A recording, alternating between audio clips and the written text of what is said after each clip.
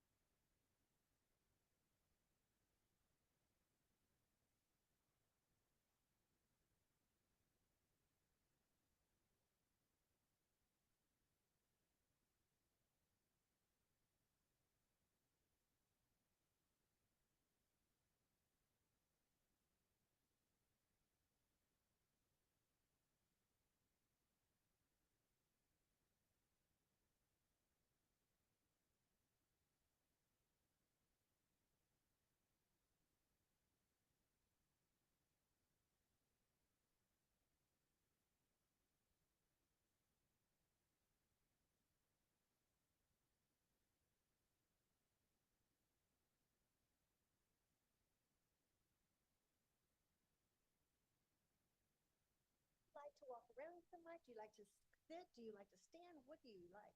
And is good. Like a pull over chair.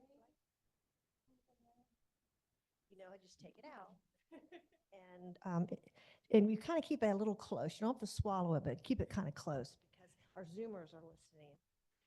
Uh, I'll record it. Put the slides. yeah. Move it for you.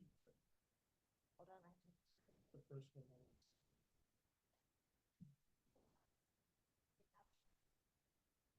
Awesome. Thank you. Do you have notes or anything, or would you turn the lights down?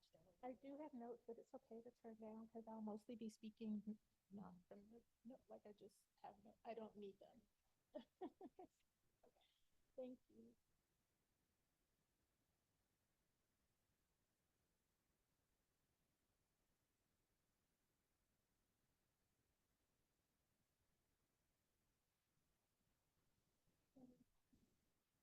The recording said that this is usually about an hour. You're sort of aiming for about 50 minutes, and then maybe 10 to 20 minutes of Q&A. But, however long it goes is okay, as long as we get out here by basically 11:30. That's fine. Okay. Thank you. Put it on timer. So thank you for sending the bio. I was able to find things online anyhow. Well, I'm so sorry to put you in that position. That's fine. It's been a busy, That's fine. busy time. Good. I always do well by deadlines. You might get it right at the deadline, but I will make the deadline. Okay. We're having a presentation and discussion of the Zora Neale Hurston, Their Eyes Are Watching guide Oh, fantastic. in the spring semester. So we're all going to read it, and then someone is leading the discussion. I'm actually teaching it right now. Uh-huh. Who's leading your Her name discussion? is Jeannie Ewart. I don't know. Is she at UF? I don't know. Somebody else coordinated that. Yeah. Understood. You wanna start? Okay, well, good morning and thank you for being here. Zoomers, please stay muted. For people in the room, if you want to turn your cell phone down, it'll be greatly appreciated. And Rick Gold is going to introduce our speaker for today. Thanks so much, Pam. Well, welcome back to the Heritage Celebrations courses. This is our last class. We've gone over quite a bit over the last 6 weeks, including Latin American history, Jewish American history, and of course, most recently, African American History Month. And so February's African American History Month. It's an American holiday, but today we're going to go over the International Day for People of African Descent, which is actually a holiday initiated by the United Nations. And so our speaker today, Dr. Riche J. Daniel Barnes, will address that. And let me introduce her.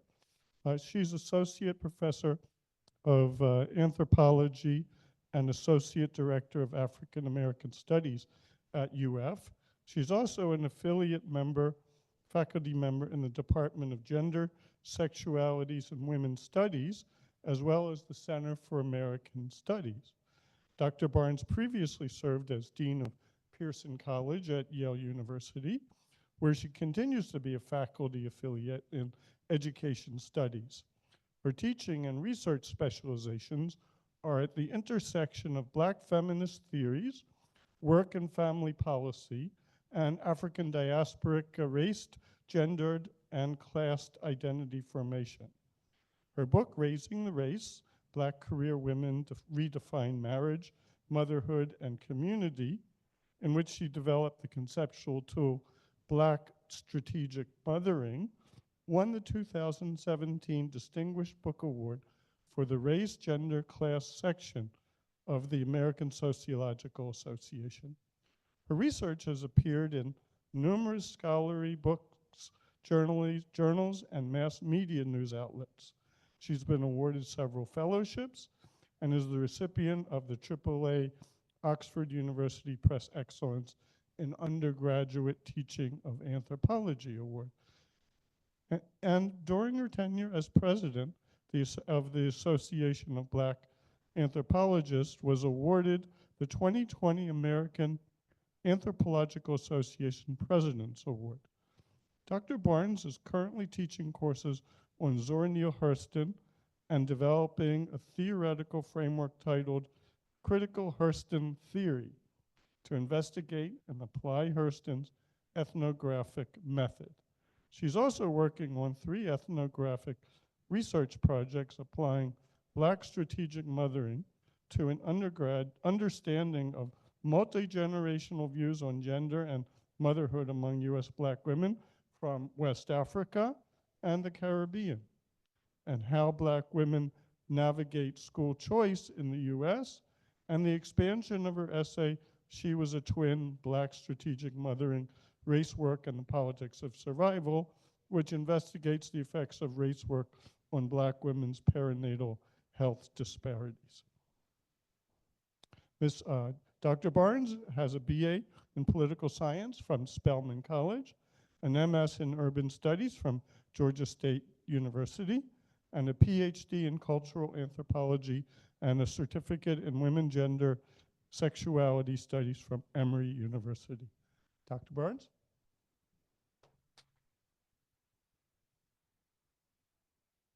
Good morning, everyone, and thank you for having me, and also thank you for having this fantastic series of lectures. I wish I had been able to sit in on the other ones because it sounds like it was a really informative and engaging opportunity to learn about all the various folks who make up what we call these United States. Um, so I was asked to talk a little bit about the International Day for the People of African Descent. And you can probably tell from the, the, the things that I study that this was hard to get into a 50-minute presentation. I struggled with how to, kind of introduce the UN's work, the decisions, and also, kind of give some additional information about why this might even be important, right? Why do we even need such a celebration? And I think the UN does a pretty good job of telling us why we need this celebration.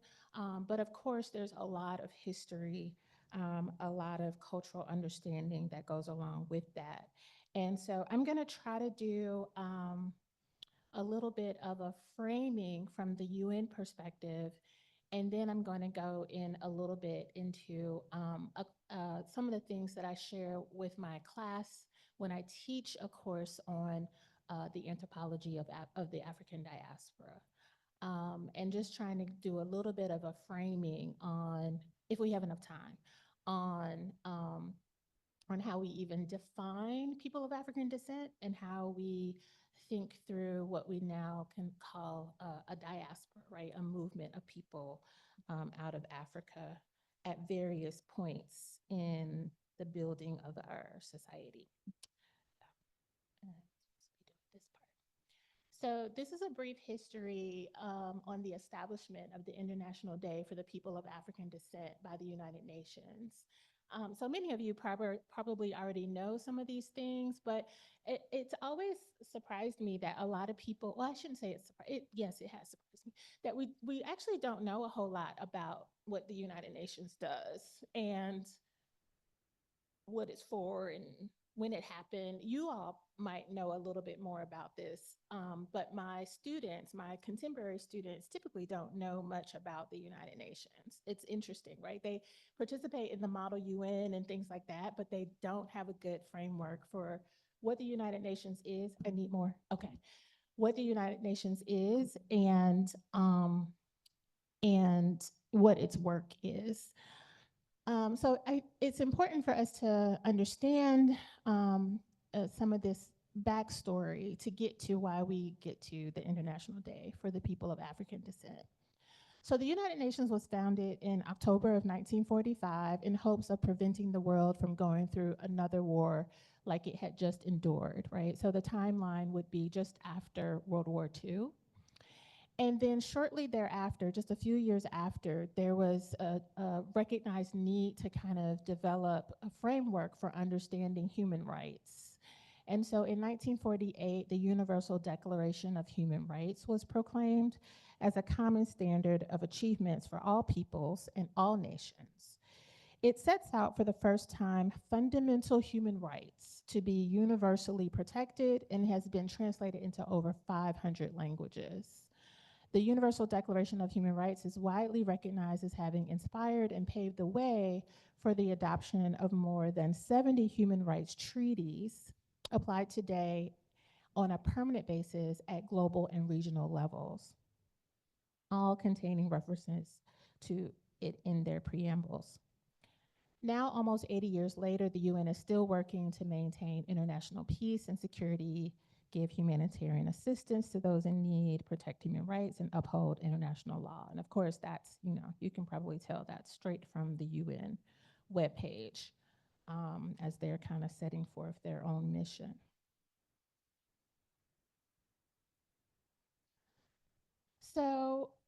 the UN is busy doing lots of things, right, in regards to its mission. But today I'm speaking specifically about the creation of this observance for people of African descent. In 1965, the UN held the International Convention to End All Forms of Racial Discrimination. And you can imagine that this date coincides with a lot of things that were going on at that time, specifically in the United States, but also around the world. This would have been when many of the nations of Africa were seeking their independence. Many Latin American nations were seeking their independence. And so there was an emphasis on breaking through some of the racial discrimination that had been a part of the project of colonization. As of 2021, this international convention has not been fully ratified by all its members. And I make that point because this is one of the places where we have packed in a lot of other things into the convention. So what I mean by that is when you read the whole convention that is supposed to be ratified, right? All the declarations that are supposed to be ratified by the many nations that are part of the United Nations, it's not only how we might think of racial discrimination that is included in the document. It also includes practices related to migrant workers. It also includes practices related to people with disabilities. It also includes information about the treatment of women. And these are, of course, global declarations. So while there was this convention to end all forms of racial discrimination and a series of declarations were released for the member countries to participate in ratifying, basically agreeing with all of those principles. Part of the reason why it hasn't been ratified by all its members yet is because it is inclusive of other things in addition to racial discrimination. And many nations have to take into consideration the language that the UN uses as it relates to their own constitutions. So, for example, the United States hasn't ratified every aspect of these declarations because there's a concern that some of the language of the UN in the declaration may kind of lock the United States into some agreements that it's not making. Does that make sense? Yeah, okay. So in 1994, the United Nations created the UNESCO Roots of Enslaved Peoples, Resistance, Liberty, and Heritage. And this ties into some of the things that you all have been working on in relation to how do we recognize heritage, how do we celebrate heritage. And so it's a program that has contributed to the production of innovative knowledge, the development of high-level scientific networks, and the support of memory initiatives on the theme of slavery, its abolition, and the resistance it generated. And then in 2001, the United Nations held the World Congress Against Racism and adopted the Durban Declaration and Program of Action, which is also called the World Conference Against Racism, which approved a resolution stating that slavery, along with the colonization that sustained it, were crimes against humanity. What's important to note about the Durban Declaration and Program of Action was this was an attempt at recognizing and resolving some of the issues that persisted after the end of the era of modern slavery and colonization. And in the introduction to the Durban Declaration and Program of Action, which is actually a document. I won't read the whole thing, but I think it's interesting to note a few things. In the introduction, and this is an actual document that you can locate online, and I have a list of references at the end if anyone's interested in taking a look at those. But it says, although the standard of non-discrimination has been established as a bedrock principle of international law, the persistence of racism and racial discrimination, xenophobia, and related intolerance clearly demonstrates the need to look for new ways to address this problem with more resolve, with more humanity, and with greater efficiency. This conference helped focused the international community's thinking about where action to date has been insufficient and in what areas and in what ways we can do more to create just and fair societies free of racial discrimination. This was a 9-day conference of intensive and frequently difficult negotiation. And despite all of the obstacles that had to be overcome, the conference was ultimately successful in negotiating a declaration and program of action by consensus. The documents adopted at the Congress address a wide range of subjects. Concerning the past, the language adopted was historic. The conference agreed that slavery and the slave trade are a crime against humanity and should have always been so. It was further agreed that slavery and the slave trade, including the transatlantic slave trade, were appalling tragedies in the history of humanity, especially in their negation of the essence of the victims. The conference also recognized that colonialism had led to racism and caused suffering, and that its consequences persist to this day. And this document also goes on to mention the Middle East and the related issues that were a part of that understanding, including the position of those from Palestine. The conference also recognized the right to security for all states in the region, including Israel, and called upon all states to support the peace process and bring it to an early conclusion.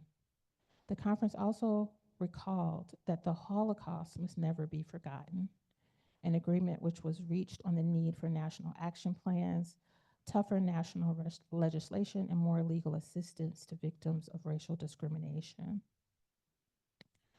There was a wide variety of educational and awareness-raising measures adopted.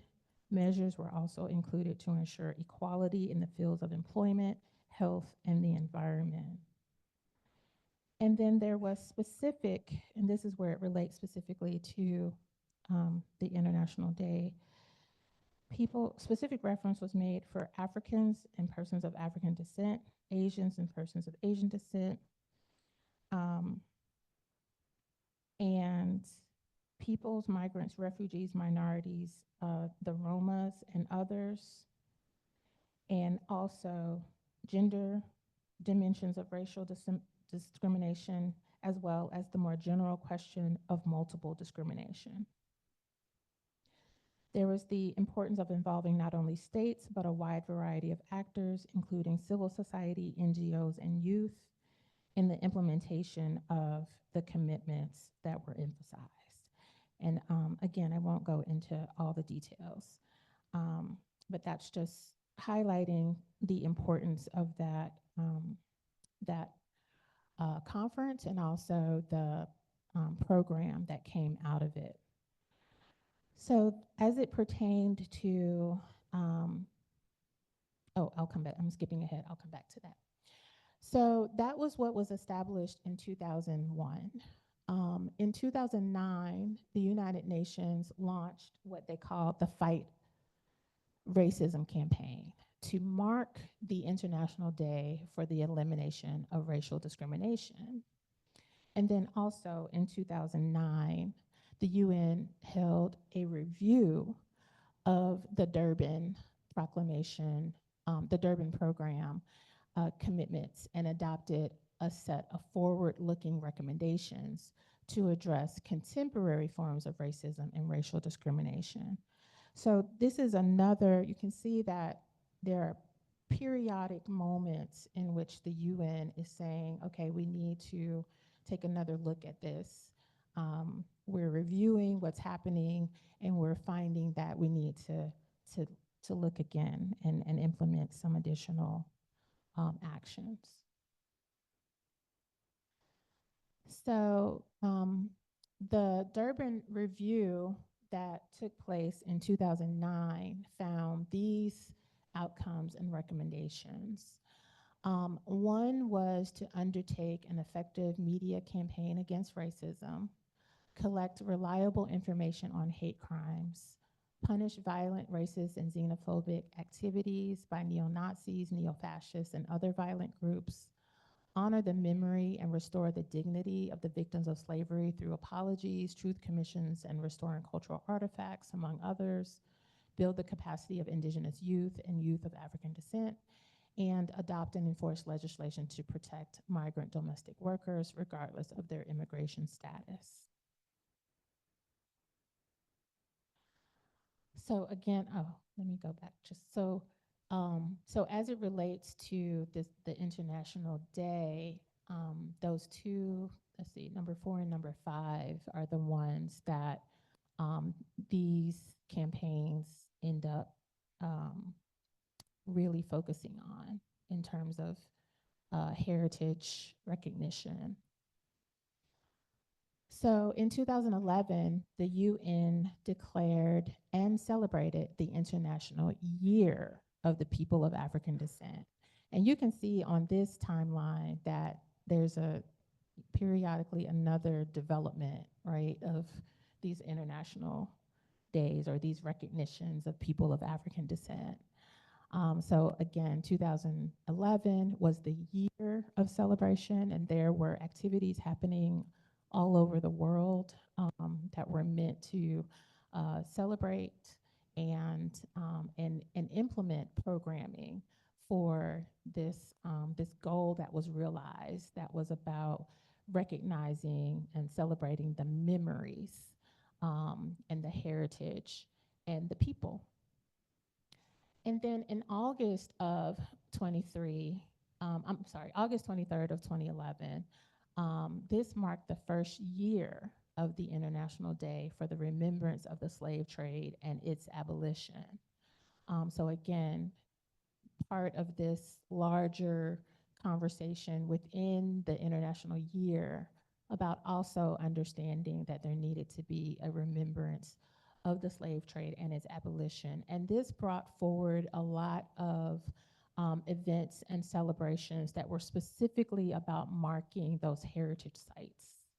And we can talk a little bit about those in the Q&A. And then in 2015, the UN launched the International Decade for the People of African Descent. And this was to be from 2015 to 2024. And it was meant to be an opportunity for there to be additional programming, additional celebrations that, again, are about remembering, marking, recognizing, and also, as it pertains to the Durban recommendations, focusing on contemporary forms of racism and racial discrimination. And then August 31st of 2021 was the first day for people of African descent. And that is what we're kind of celebrating today, although it's, we're a few months late, or maybe a few months early, but it usually takes place, or is usually recognized in August. And it marks the halfway, this date marked the halfway point through the decade of the people of African descent, and gave the UN another opportunity to kind of review some of the things that it had put in place, and also to think through, kind of review the effectiveness of those programs.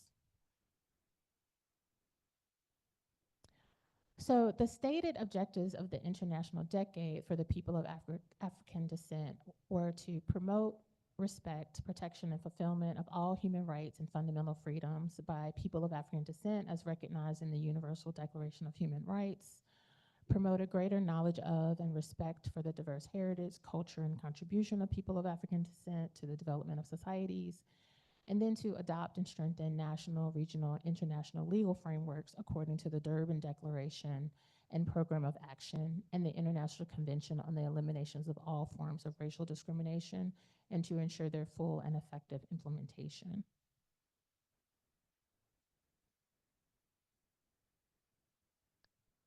So, again, 2011, the UN declared and celebrated the International Year of the People of African Descent.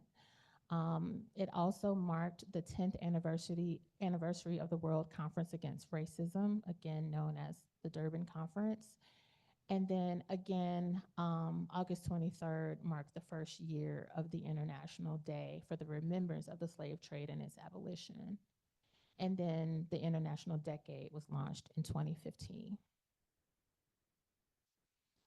But who are the people of African descent, and what are we actually talking about when we say we want to have an international day or international decade or an international year for the people of African descent?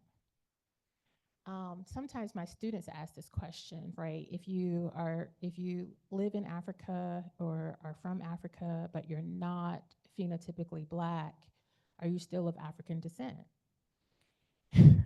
Right, good question. And what I typically explain to them is the movement of people doesn't necessarily correspond with their identity, right? You can say that you are African because you live in a nation that is in Africa.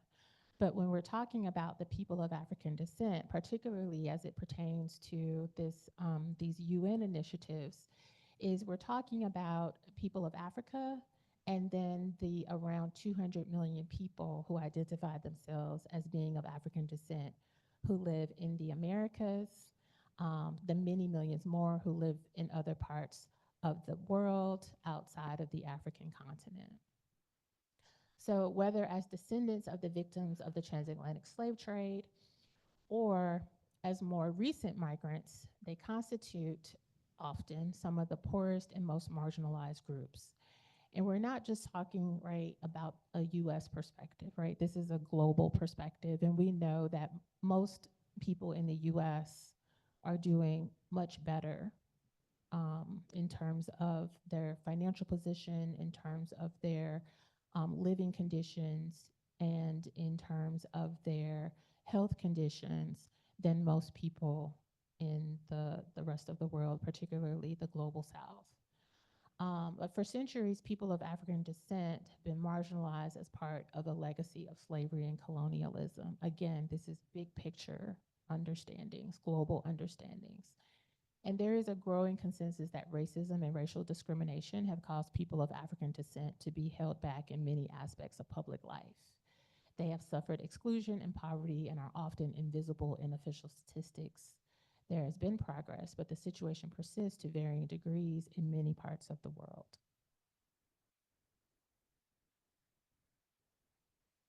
So when we talk about Africa and the people of African descent, one of the things that we always have to think about is placing that conversation, that the one that I just mentioned here, right? This idea that people have been victimized by the transatlantic slave trade, and there have been repercussions through the slave trade, through colonialism, that have continued to have a negative effect on these groups in many parts of the world. We have to think about the Western invention of Africa, right? Understanding that Africa existed way before colonization and way before the slave trade. But Africa was situated within the West as primitive, and Africa was seen as necessary for European colonial expansion. But was there an African invention of the West?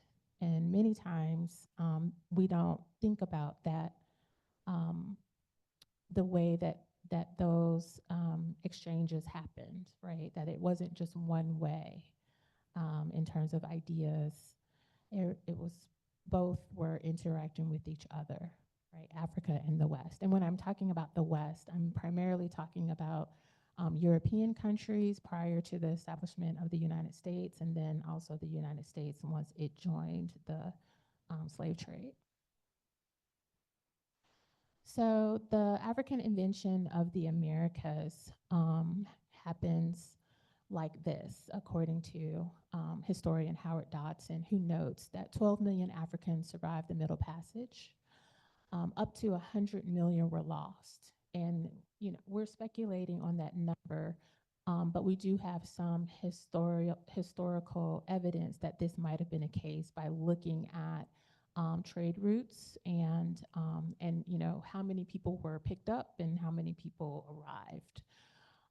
Then more than 40% of Africans were sold in the Western Hemisphere and went to Brazil.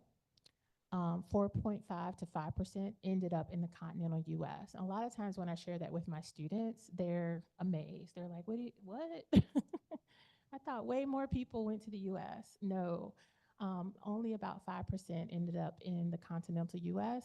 Then, of course, we have a lot of parts of the Caribbean receiving numbers similar to the US and then even more. Most of the people, and I think I have a map of this later, but most of the people who were transported in the slave trade were going to the Caribbean and also to South America. More than 90% of them were from the West African coast. More than 5 out of every 6 people who arrived in the Americas in the first 3 centuries was African. And that's another point that students are like, oh my gosh. The Western Hemisphere was therefore populated predominantly with African people from relatively similar regional cultures and provided the foundation upon which the Americas were built. People of African descent were therefore undeniably involved in the economic, political, and social cultural development of the Americas and therefore of the modern era. And one reason this has been so hard to fathom, that the current African diaspora shaped African cultures while transforming Western culture itself, is because European narratives of history exercise Blackness in order to create its own invented traditions, empires, and fictions of superiority and racial purity. So people of African descent in the Americas refashioned themselves in a number of ways. Their language systems changed, their music systems changed, religious expression, foods, dance, socio-political and cultural organizations. And when we say that these things changed, we're not saying that they ended, we're saying that they changed, right? Remnants of them remained, but were refashioned. And this happened through cultural retentions, cultural survivals, and syncretism. Cultural retention basically means that this is a cultural system that you can probably figure out by the word retention is retained. It hasn't had much change. It still translates throughout the cultures, right? So one of the things that comes up a lot of times when I'm talking with my students about cultural retentions is the use of the drum, which is why I have the drum, a type of drum here. The use of the drum, and that's not to say other cultures don't use the drum, but that's to say the way that the drum is used translates across the cultures of African descent similarly. Cultural survivals are usually those practices that have had some degree of change, but they have survived, right? All the things that have happened over the centuries, right? So the baseline of the thing, that cultural thing is still there, but it may not look the same across all the groups, right? And so one of those things might be, and I've talked with my students about this, the use of some of the foods that the the um, the ingredients change, but the root system stays the same. And so one of those is gumbo.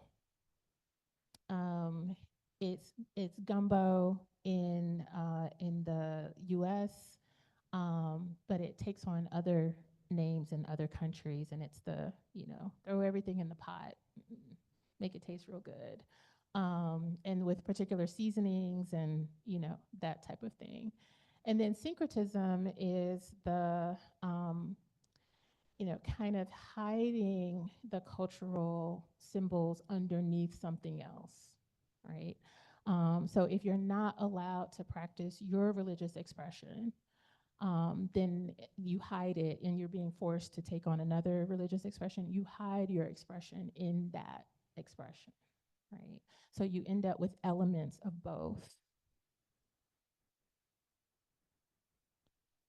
So the New World, meaning the Americas, also had an effect on the shaping of Europe and Africa.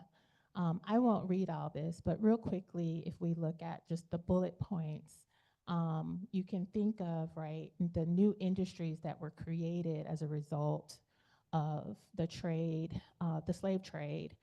There are the shipbuilding industries, new cities that are developed because of shipping, new economic and political activities. Wars were waged to gain control over the slave trade, not only in the colonies, but also in Africa. And then the slave trade underdeveloped Africa, right? There was loss of human capital, distortion of traditional organizations of African life. African political and economic structures became, they rearranged themselves around the slave trade and the things that were a part of the trade. Entire societies were transformed from traditional functions to slave catching societies, to people's lives being organized around how to make war and how to gather more people, right? These were trades, right? These were ways that you made a living, and they reorganized, particularly the western territories of Africa. And then the impact continues as Europe, Africa, North, Central, and South America, and the Caribbean were knit into a system of mutual interdependency, with Europe and the United States emerging as the dominant controlling influences that they are today, but also that these receiving countries, right, in the Caribbean and in North and in Central and South America, are also inexplicably connected, right, even into the present moment. So Tiffany Ruby Patterson and Robin D.G. Kelly talk about the diaspora as a cultural and political formation, recognizing that the fundamental importance of Black people, there was a fundamental importance of Black people to the making of the modern world. So we think about the modern world as that era in time when the our whole society is being transformed into one that is leading us into an industrial age, a organized agricultural age. These things are happening as a part of the making of the modern world and are built by the transatlantic slave trade. The development of African or Black identity is the same process that created European or white identity.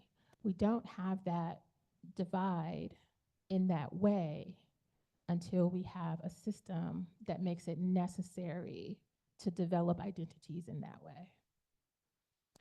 And then just as Europe invented Africa and the New World, we cannot understand the invention of Europe and the New World without also understanding Africa and African people. Check my time. Okay, so I always try to make sure my students understand that there was an Africa before the slave trade. And it wasn't organized the way that it is today. So this is a map of Africa's kingdoms and empires prior to or pre-modern to it's pre-modern, so before the modern era, and also before the transatlantic slave trade. Or I should say probably shifting during the transatlantic slave trade. So there was movement within and outside Africa over 100,000 years ago. From 3000 BCE, there was a movement of Bantu-speaking people from the region that is now the contemporary nations of Nigeria and Cameroon to other parts of the African continent and the Indian Ocean. So there's been movement within Africa and outside of Africa for a long time by people of African descent. And then we get to the 5th through the 7th century BCE, where we have more trading, a trading diaspora that is organized because of the movement of traders, merchants, and slaves. And there were, we often talk about there were enslaved people prior to the transatlantic slave trade or the modern slavery that built the Americas. But that slave system operated differently than the one that we have during the transatlantic slave trade. We also have soldiers and others moving to parts of Europe and the Middle East and Asia and Muslim. There's expansion into India, Portugal, Spain, Italian city-states, Europe, Middle East, and Asia. So I try to get my students to understand that that people of African descent before the slave trade were moving into other parts of the world, right? Of their own, their own volition, and also a part of trading. But then we get to the 15th century Atlantic trade in African enslaved people. And so, like I was mentioning before, 20,000 Africans went to various European societies. That's also something that we typically don't think about in this history, that people were being transported to Europe, not as many as the Americas, but also being transported as enslaved people to Europe. 11 to 12 million went to the Americas over time. And then in the 19th century, after slavery's demise and into the contemporary period, we've continued to have movement of Africans and people of African descent among the resettlement in various societies, and other major streams and substreams have happened as a result of desiccation of the Sahara and movement of people from East Africa to Asia. So UN efforts to recognize the people of African descent have continued over time. The decade was ended in 2024, but on December 17th, 2024, the United Nations declared and proclaimed that there should be a second international decade for the people of African descent, beginning on January 1, 2025, stating that it would be an opportunity to take concrete actions to confront the legacies of enslavement and colonialism, deliver reparatory justice, and secure the full human rights and freedoms of people of African descent worldwide. So I want to, yes, I do have time to show this quick video that that the UN put together to kind of recognize the work that was done during the first decade, and to talk about why they feel there's a need for a second decade. I'm not sure how to make that link work. Yeah. Yay, it worked. I view the Decade of African Descent as an initiative by the United Nations to really highlight the people of African descent throughout the globe, looking at our history, our current realities, our accomplishments, and really advocate for the fulfillment of our full human rights. It's a decade that was created with an understanding that people of African descent, members of the African diaspora, have been marginalized and victimized, starting with systems built through colonialism and the transatlantic trade in enslaved Africans, and understanding that there was a need for the amplification of experiences, but also bettering and changing those experiences. The decade was promulgated and it ran from 2015 to 2024. It was a decade for people of African descent that focused on three pillars: recognition, development, and justice.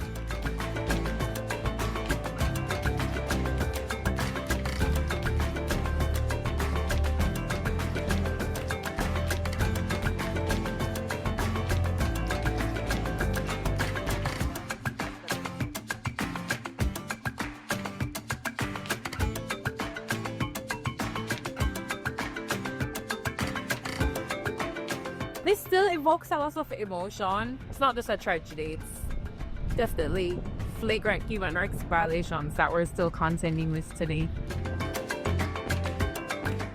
decade was not enough for 400 years of everything that we had to endure, for all that we continue to endure as it relates to systemic racism. The fact that we're the most impoverished and marginalized group of people in the globe.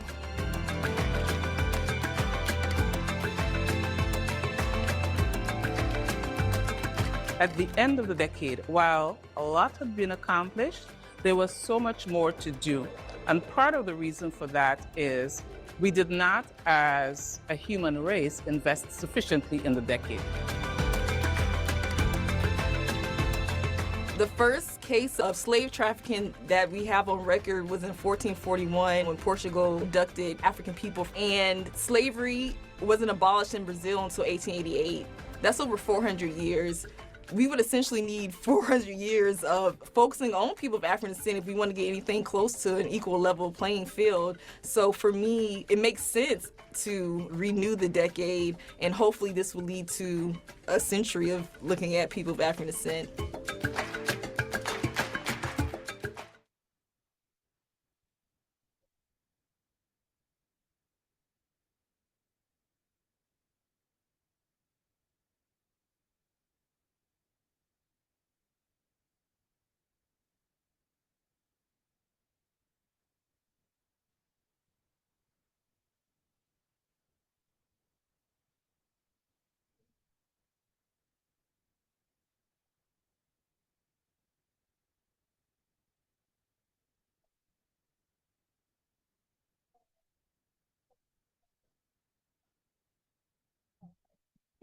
Sorry. There are the references that I used to put the majority of this together. Most of it is from the United Nations website, and then I also have those scholars that I cited. Those are their publications. So I open up now to any questions you all might have.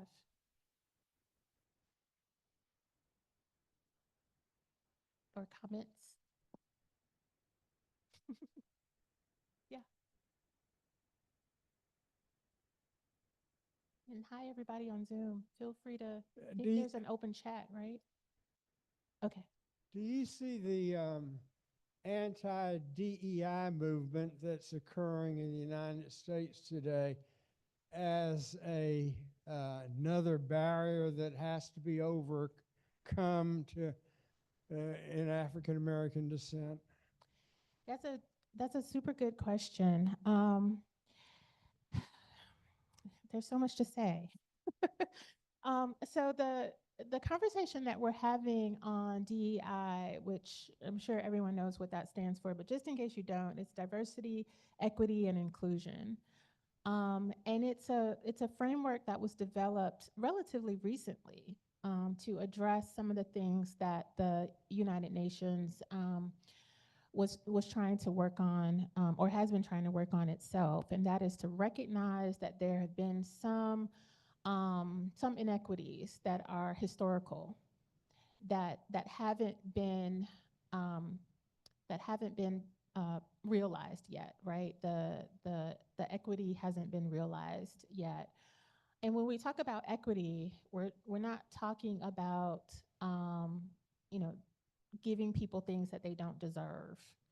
We're talking about creating a step to kind of offset the lack of steps that existed in the past, right? Where the steps were, not only were there not steps, there was kind of a ditch that you had to kind of get out of so that you could be level. And what diversity, equity, inclusion was meant to do with the equity piece was to say, okay, you were in a ditch. Just bringing you out of the ditch isn't quite enough. We need to give you a step, because when you were in the ditch, everybody else was on level ground. So I do think that we have to think about what that means outside of the antagonism against DEI as a office, right? Or as a thing you have to contend with in your workplace, or a thing you have to contend with in your school. We have to think about what diversity, equity, and inclusion actually mean, and why we might think that those are negatives, right? What makes having a diverse space, an inclusive space, and a space where people need a little bit of extra support something bad, right? Something that is, I've heard some people even say it's not of God, right? It's just the way that this has been turned so politically, is very unfortunate.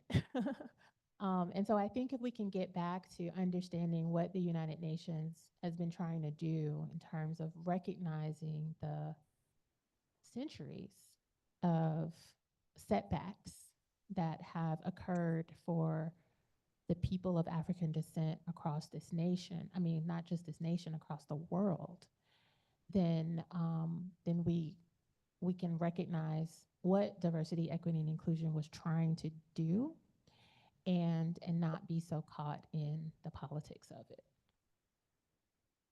Great. Thank you so much. I think we might have a comment from Harold Cohn online. You can speak, you're unmuted. Yes. Can you,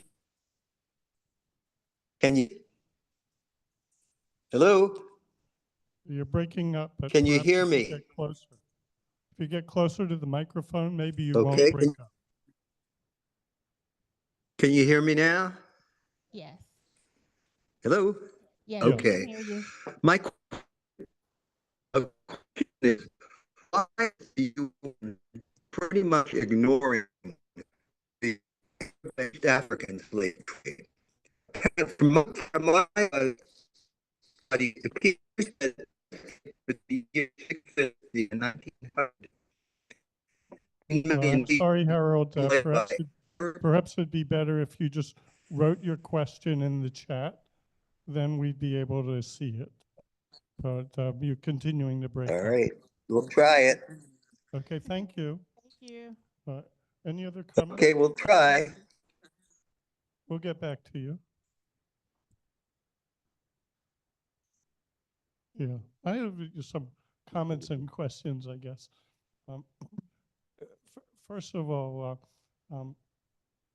how was the International Decade and Day, how have they been celebrated? What has actually gone on? Where does the financing come from? And has it, given that really it is a movement to try to empower people of African descent in the Americas, there has to have been a certain amount of resistance from governments. And of course, we're seeing massive resistance by the Trump administration right now to what it's all about. Could you just address those issues? Absolutely, thank you. So the question of how has it been celebrated, for the most part, the way that the UN operates is that it kind of comes up with great ideas and then says, okay, member nations, go do something with these great ideas, right? So find out from your folks in your nations what they would like to see as it relates to these initiatives. So most of the events have been happening in specific countries and in specific cities. It's been anything from festivals and celebrations to educational activities in particular countries and cities specifically, to erecting some of the heritage or monumental sites. One of them was shown in the video. And primarily the idea of recognition, right, of recognizing that these things have occurred, of giving people a space to talk about them, and be recognized within the context. It has not done as much economically, as I think maybe it is expressed in the goals, right? One of the things that they talk about repeatedly is that people of African descent are often globally, have some of the highest percentage rates of poverty globally, and so it hasn't really, these initiatives haven't really addressed that. But what I will say is, for example, um, Ghana had a Ghana Ghana had a year of return, and took that year of return and turned it into a ongoing um, celebration of um, encouraging people to come back to West Africa, right? Ghana being one of the countries um, on the West African coast where we believe a lot of people were transported during the slave trade. There are um, two there are two former slave forts on the coast of Ghana. And so um, what what the president of Ghana did in 2019 was to say, we want to celebrate um, the people who were taken away, and we want to invite them to come back.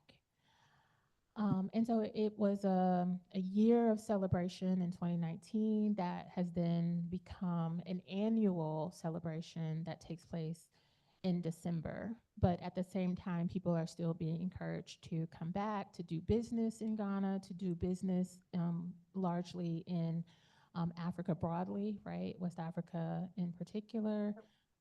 Benin has also started to do similar programming. Senegal has done some things to encourage people to visit and to come back.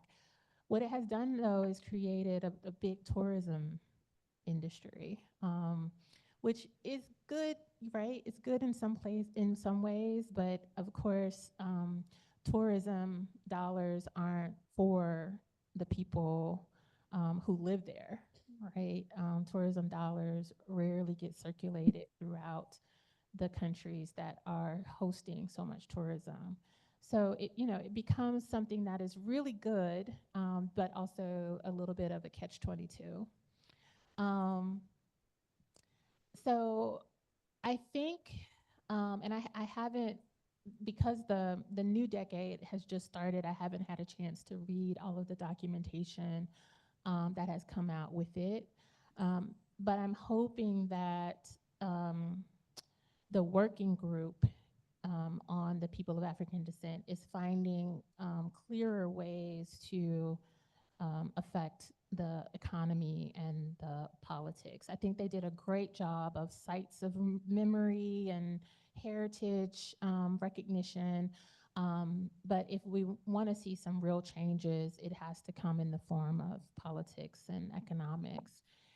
And I think that's the thing that has been a challenge in the United States, and why DEI took on such a political perspective, is because that equity piece was finally getting at the economics of the disparities in the United States. And I think that created a challenge.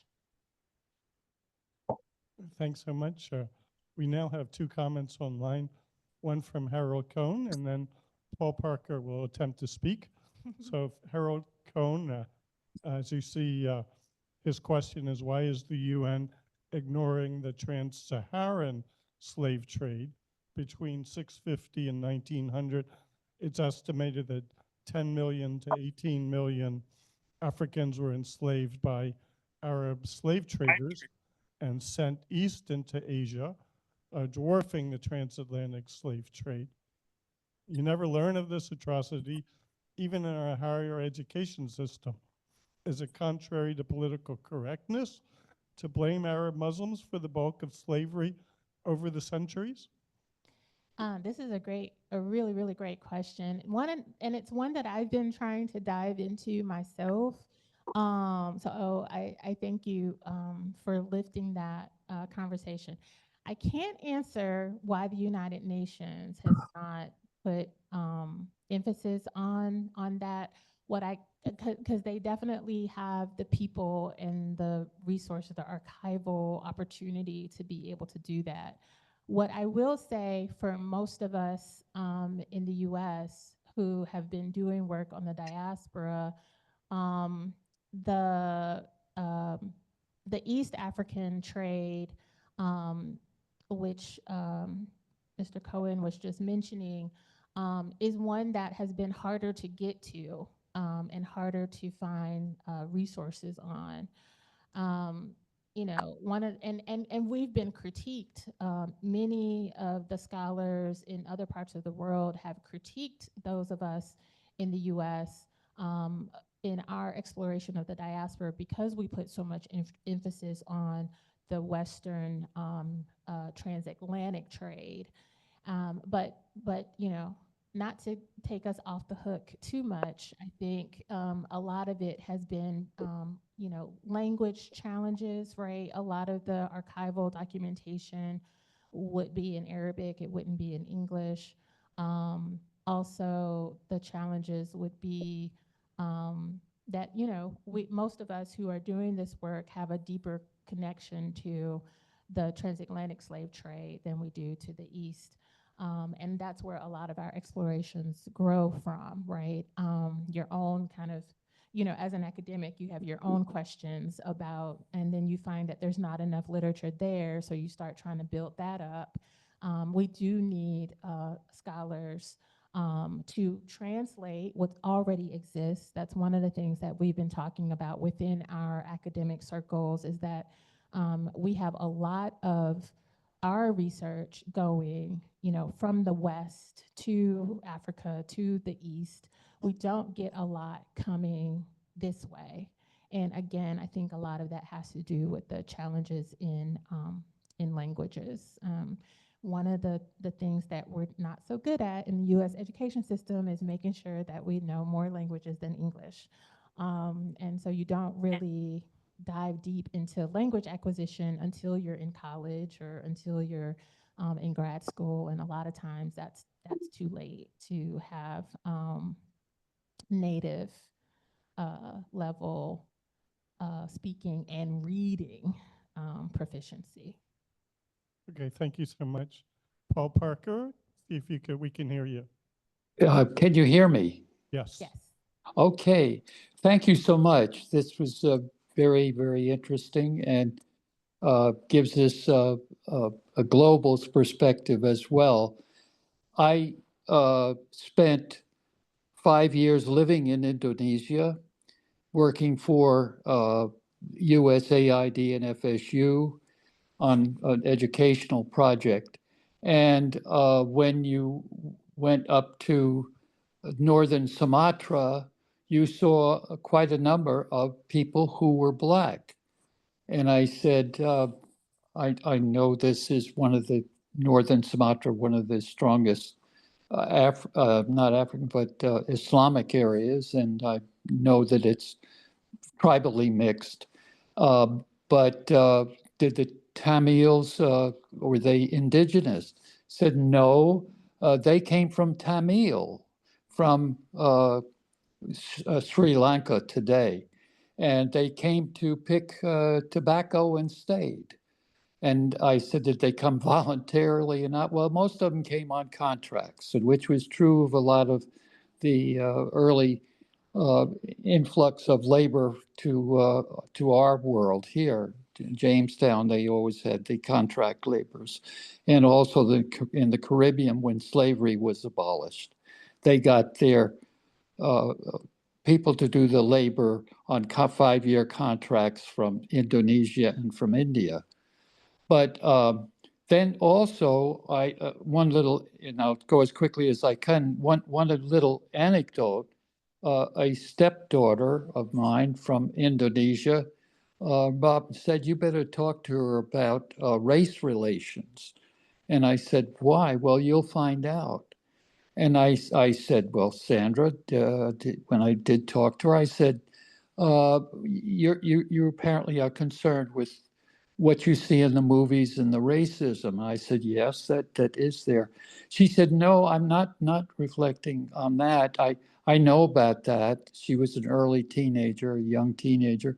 She said it's because Black people to a lot of Indonesians are the people who live in Western Irian Jaya, part of Indonesia, who are Aboriginals, who are cannibals, have had a history of being cannibals. And so a lot of people are afraid of them. And she said, that's what I grew up hearing people talking about the people of Irian Jaya.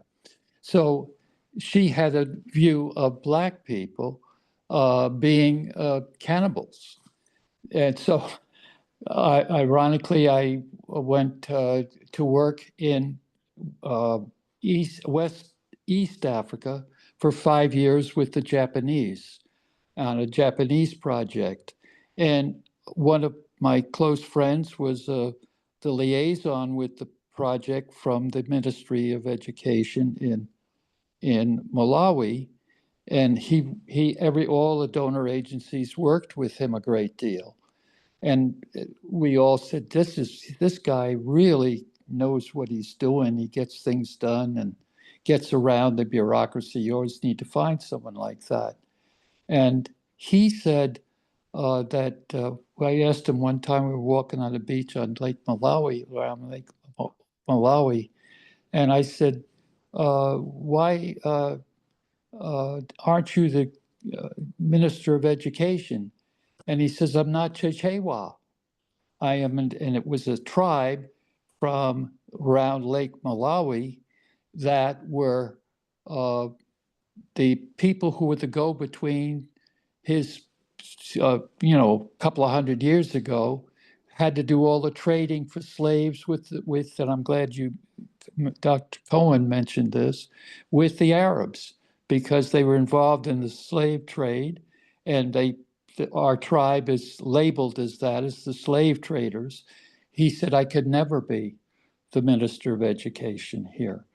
But that's a bit of a slant on what Dr. Cohen said, but also on people who are come out of tribal societies, particularly I found in Africa.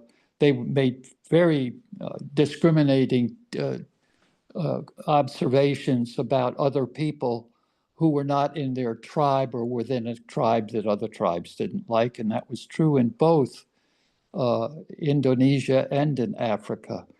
Indonesia has 250 different tribal groups, so linguistically and otherwise. So it is a global issue of how we as human beings treat other human beings and use rather superficial characteristics, whether it's speech or color, to make one either feel better or feel they're quite free to discriminate against people who aren't the same as they are or have those kinds of things in their background. So I think that human nature is something that's extremely hard to deal with in terms of the legacies that we have of slavery in this country that are still hanging around, because some of these legacies that I found in other parts of the world, tribal based or whatever, or by color, have ancient and sometimes almost ancient roots. And we certainly have tried to make progress. And I was so pleased you covered the things you have today that touch on some of that. And I one further comment.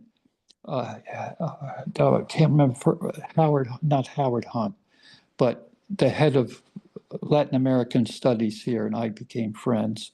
And I said I wanted to look further into the West Indian connections with American, between sugar in West Indies that created great capital. And I do feel there's a lot of evidence it became the capital for the cotton becoming king in American South, but they were dealing with the same slave trade.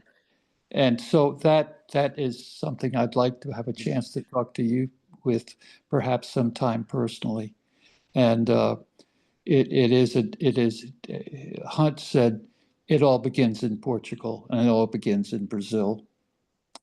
So I appreciate again your comments and your opening up this discussion, and I hope one day I could have a chance to maybe we could sit down at lunch and compare notes on particularly the West Indian connections and the Portuguese Brazilian. So thanks again. Thank you. Thank you. Thank you for all of your comments. I appreciated hearing about your travels and the things that you learned being in Indonesia. And yeah, I would love to continue a conversation. What I will say, because I think you raised a good point about what happens in these tribal relationships. It's Yes. definitely the case that even in contemporary West Africa, we still have a lot of Yep. tribes and a lot of tribal discrimination. It's just a lot of it is a lot of this is just how we've done things. This is, these were these were the things that this group did. These were the things that that group did. Yeah.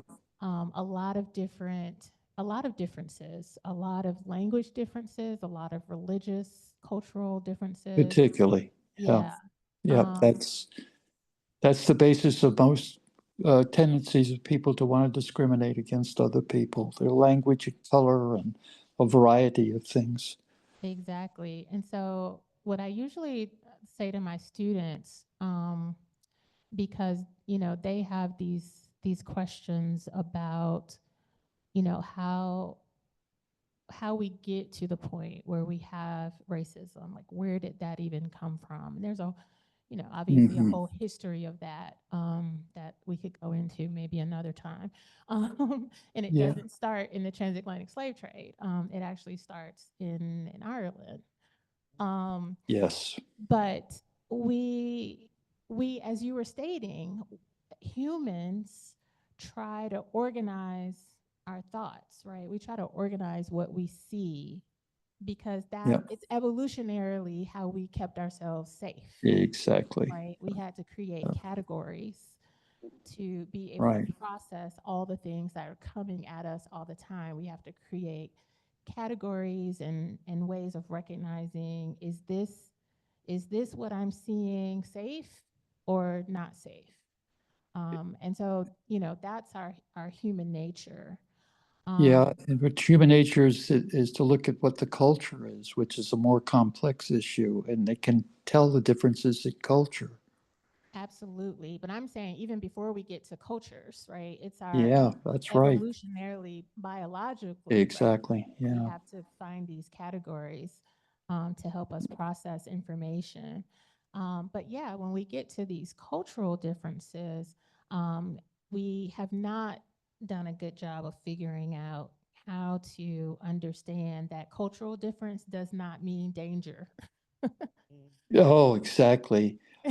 My Malawi and other African friends, I worked in Nigeria, also in Egypt, where they didn't like to be called Africans in the same context we've been talking, because they're not racially or in any, only some of their pharaohs were apparently Sudanese. But the other comment I often got in Malawi was, we can spot an American right away. Oh, absolutely. They are culturally different. And so Absolutely. you don't have to say anything about racism or anything. We just know you're an American. Yeah, and actually, when I go to Ghana, it hasn't happened. It hasn't happened to me directly. I know this from hearing from other folks' visits to Ghana, but the American Black person or Black American is called the same name as white people, and it's Ubruni. Oh, yes, that's right. Stranger Yeah, is stranger, right? right, right.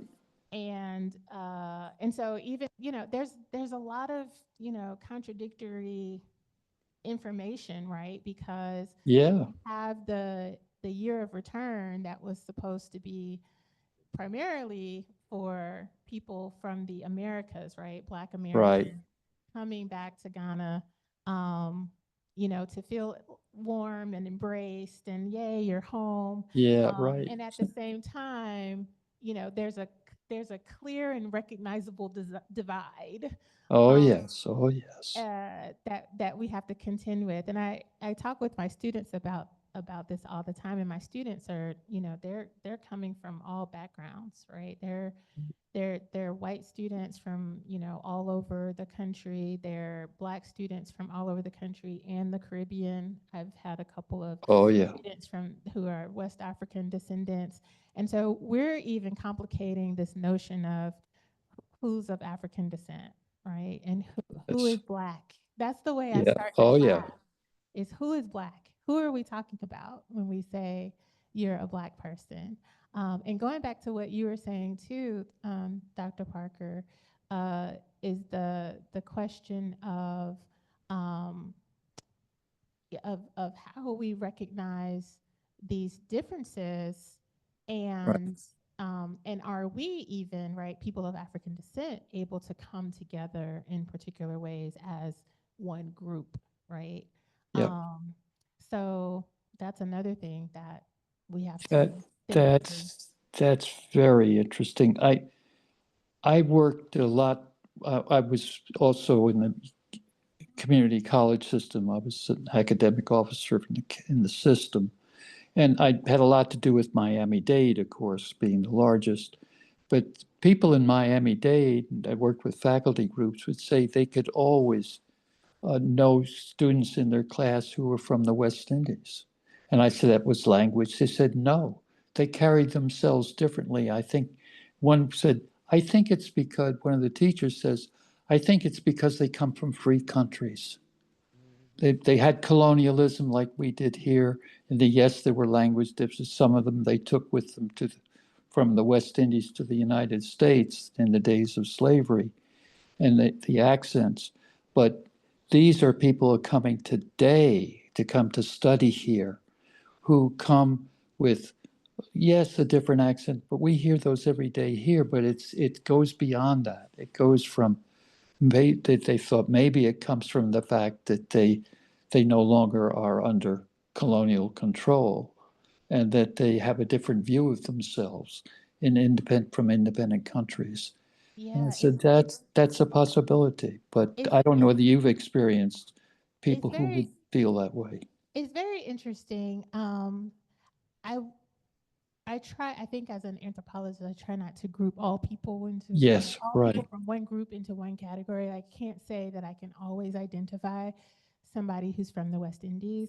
But what I will say to that point about if they are carrying themselves differently, and it being because they're from a country that is free, I have heard students say something similar to that. Even my students from West Africa who will say, Yeah, I yeah, come from a exactly. place where we're in charge, right? Right, So there's right. a different understanding of discrimination, right? It goes back to what you were saying Exactly. before. Yeah, Discrimination is happening by people who look like you, yeah. for different reasons. But Hmm. but what I will say about that challenge, or that recognition, is, and I've been doing some work on this too. What happens to that individual, or to that individual's descendants? What happens when you get to the second or third You're generation right, living in the United States? right.